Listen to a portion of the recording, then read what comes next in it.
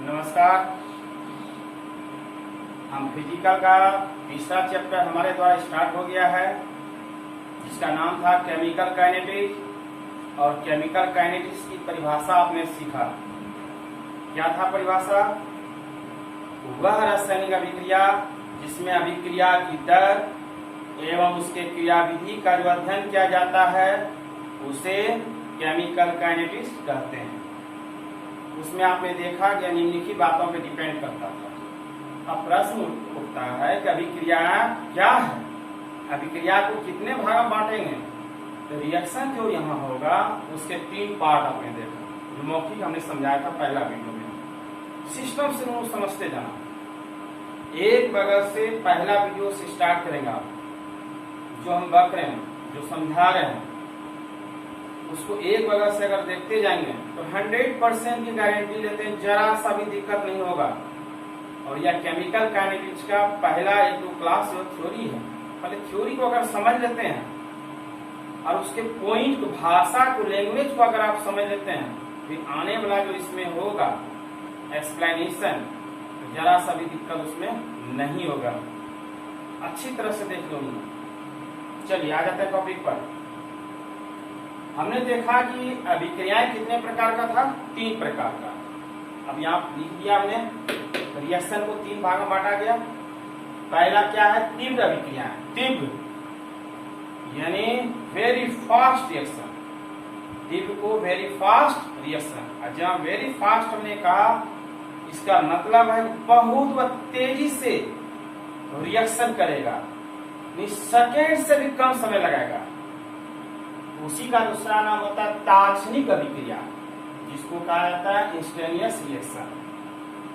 अब तात्क्षणिक मतलब क्या? तत्काल।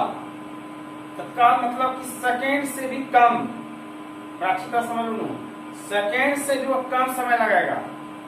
तो वैसी अभिक्रिया को तात्क्षणिक या तत्काल अभिक्रियाएं कही जाती है, या वेरी फास्ट रिएक्शन कही जाती है। दूसरा भी नाम देख लीजिए आप, गतिमंद अभिक्रिया, जिसका है वेरी स्लो रिएक्शन, जिसमें हमने बताया आपको लोहे में जंग लगना महीनों, वर्षों या घंटों के बाद होता है, कई महीनों वर्षों लग जाएगा, तो वह हमारा वेरी स्लो रिएक्शन होगा। इसकी परिभाषा बताएंगे। और तीसरा था मंद अभिक्रिया, मॉडरेटली स्लो रिएक्शन। ये सबको लाइन बाय लाइन हम समझाएंगे और एग्जाम्पल के साथ समझाएंगे। देखते हैं यह चैप्टर कैसे नहीं समझ में आता है, लेकिन हमने जो कहा कि लाइन बाय लाइन वीडियो देखते जाएंगे, देखते जाइए। उसके बाद हमको फोन से कहेंगे कि सर यहाँ पे दिक्कत हुआ, तो उसके बाद हम समझाएंगे। तो आ जाइए टॉपिक पर। वेरी फास्ट रिएक्शन, इसको आसान से कर सकते हैं आप, आसानी से। तो वे अभिक्रिया है जो बहुत ही कम समय में संपन्न होता है, यानी वे अभिक्रिया जो तुरंत संपन्न हो जाता है, जरा सा तो देरी नहीं लगाता है, तो ऐसी अभिक्रिया को वेरी फास्ट रिएक्शन कही जाती है। अब ये वेरी फास्ट में क्या होगा? इन अभिक्रियाओं का वेग जो निर्धारण करना होता है बड़ा मुश्किल हो जाता है, आसान नहीं होता है। अब सेकेंड से भी कम नैनो पिको चला जाएगा, तो उसका कैलकुलेशन करें तो आसान थोड़े होगा, तो इसका निर्धारण करना आसान नहीं होता है। यानी ये विपरीत आवेश वाले आयनों के बीच में, विपरीत का मतलब समझते हैं कि प्लस और माइनस साथ में रहेगा, जो आयनिक यौगिक होगा। सोलिड में पढ़ा आयनिक क्रिस्टल, जहाँ हमेशा जहाँ आयनिक यौगिक, तो आयनिक यौगिक जो रहता है उसमें ऑटोमेटिक प्लस और माइनस क्या रहता है? जुड़ा हुआ रहता है। मतलब विपरीत आवेश एक प्लस वाले, दूसरा क्या? माइनस बीच होती है, जिसे आयनिक अभिक्रिया या आयनिक रिएक्शन कहते हैं। क्लियर हो गया? अब हमने एग्जाम्पल इसको दे दिया आपके सामने। अब इस एग्जाम्पल को हम यहाँ बताते हैं, और ध्यान सुनते रहेंगे। जैसे सोडियम क्लोराइड NaCl तो सिल्वर नाइट्रेट AgNO3 के साथ जब यह रिएक्शन करेगा, जब यह दोनों इसके साथ प्रतिक्रिया करेगा, तो AgCl अपना यौगिक बना देगा, AgCl। अब प्लस क्या बचा? NaNO3। अब यह जो सिल्वर क्लोराइड हुआ, इसका कलर कैसा होगा? श्वेत अपक्षेप पूछा जाता है नूनू, श्वेत अपक्षेप यानी सोडियम क्लोराइड को सिल्वर नाइट्रेट के साथ जैसे ही प्रतिक्रिया कराएंगे, इतना तेजी से प्रतिक्रिया करेगा जो तुरंत बना देगा सिल्वर क्लोराइड, जिसका कलर कैसा हो जाएगा, श्वेत अपक्षेप। यह कभी कभी ऑब्जेक्टिव पूछा जाता है और आपने बच्चे से लाखों बार पढ़े होंगे। जहां तक मेरा अनुमान है कि पहले भी इस तरह का आपने एग्जाम्पल देखा है। अब आपके मन में उठेगा यह सिल्वर क्लोराइड ही क्यों बना है, तो चलिए इसके लिए तर्क बताते हैं आपको। अब आप देखिए यहाँ पे NaCl है, तो उसको तोड़िए आयनों को, तो Na पे क्या है प्लस और Cl पे क्या है माइनस। ऐसे भी ऐसे बताने का नहीं है, समय थोड़ा ज्यादा लग जाएगा, लेकिन बताते हैं। जब पूरी तरह समझाने की गारंटी भी है तो थोड़ा एक्सप्लेनेशन शुरू में ज्यादा कर देते हैं। तो Na प्लस प्लस Cl क्या हो गया माइनस, ये आयनिक यौगिक था। अब हम जो चलेंगे सिल्वर नाइट्रेट AgNO3, अब यहाँ पर भी गौर करेंगे सिल्वर प्लस प्लस क्या होगा NO3 माइनस। अब यह देखिए यह इसके साथ जोड़ी बनाएगा और यह इसके साथ जोड़ी बनाएगा, तो बन जाएगा क्या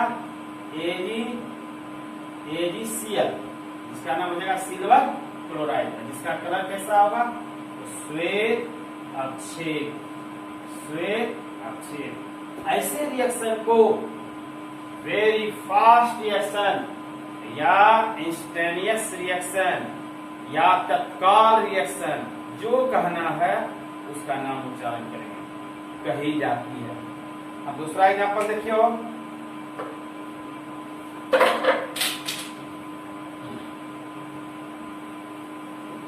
अब दूसरा हमने लिया बेरियम क्लोराइड BaCl को, और इसको सल्फ्यूरिक अम्ल के साथ प्रतिक्रिया करा दिया, H2SO4 के साथ क्या किया, रिएक्शन किया।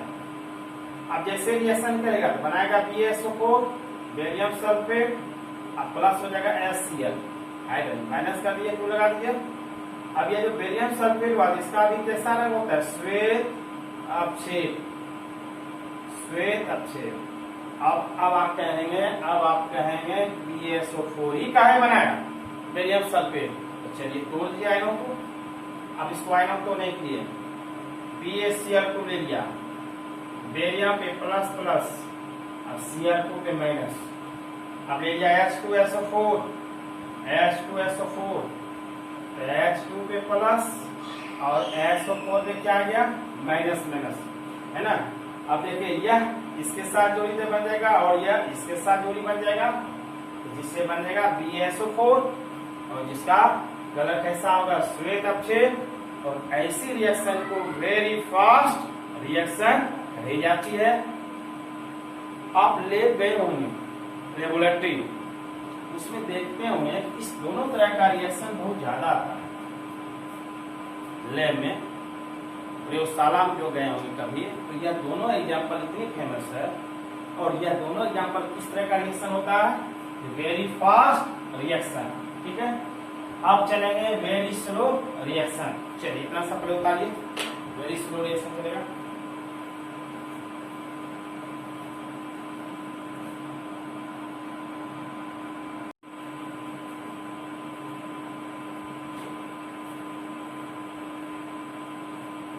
चलिए अभिक्रिया का हमने देख लिया, कितने भागों में बांटा गया, 3 भागों में। पहला क्या था, वेरी फास्ट रिएक्शन। और वेरी फास्ट रिएक्शन मतलब क्या होगा, बहुत ही कम समय में, क्षणिक समय में वह क्या करता था, प्रतिक्रिया करता था। तो वैसे रिएक्शन को तात्क्षणिक या वेरी फास्ट रिएक्शन कही जाती है। अब हम लोग देखेंगे अति मंद अभिक्रिया। अति मंद नामे से पता चलता है कि यह बहुत स्लो काम करेगा, इसलिए इसके आगे लगा अति मंद, इतनी धीमी गति से कार्य करेगा कि कई दिन, कई महीनों या कई वर्षों में इसका कार्य क्या होगा, संपन्न होगा। तो वैसी अभिक्रिया को वेरी स्लो रिएक्शन कही जाती है। अब हम लोग देख लेते हैं परिभाषा। जिनके अभिक्रिया के दौरान बहुत अधिक समय लग जाता है, वैसी रिएक्शन को वेरी स्लो रिएक्शन कहे जाते हैं। और इसका वेग जो होता है बहुत क्या होता है, कम होता है। अब इसका एग्जांपल क्या होगा, इसे नोट भी कर लिए इनके अभिक्रिया में कई महीनों या वर्षों तक का समय लग जाता है। जैसे लोहे का जंग लगना, लोहे का जंग लगना जिसको कहा जाता है रस्टिंग ऑफ आयरन। अब लोहे का जंग लगने में क्या होगा, जैसे आप लोहा ले लिए Fe और Fe का जंग लगेगा तो क्या करेगा, एटमॉस्फेयर से रिएक्शन करेगा, नमी रहेगा, जहाँ नमी जगह रहेगा तो नमी का होगा H2O और वहां पे नमी रहेगा, नमी वायु के संपर्क में यानी ऑक्सीजन के संपर्क में जब आएगा तो इससे बन जाएगा क्या, Fe2O3 into X H2O जिसको कहा जाता है रस्ट यानी कहा जाएगा जंग। यह ऑब्जेक्टिव के लिए काम आएगा। कभी का जंग का सूत्र पूछा जाता है ऑब्जेक्टिव में, फिर जंग का सूत्र क्या होता है, तो Fe2O3 into X H2O याद रखेंगे। इस तरह का ऑब्जेक्टिव में भी काम आएगा। चलिए यह हो गया, पहला क्या हुआ वेरी फास्ट और दूसरा क्या हुआ वेरी स्लो। अब तीसरा होगा जिसका नाम होगा मॉडरेटली स्लो रिएक्शन जिसको कहा जाएगा मंद अभिक्रिया। और यह मंद अभिक्रिया में क्या होगा कि शुरू में कार्य जो करेगा यह बहुत तेजी से करेगा, बाद में इसकी कार्य की रफ्तार क्या हो जाएगा, धीमा हो जाएगा। तो वैसी रिएक्शन को मॉडरेटली स्लो रिएक्शन के नाम से जाना जाएगा। चलिए पहले इतना सा कर लीजिए, तब आगे बताते हैं नेक्स्ट वीडियो में। थैंक यू, धन्यवाद।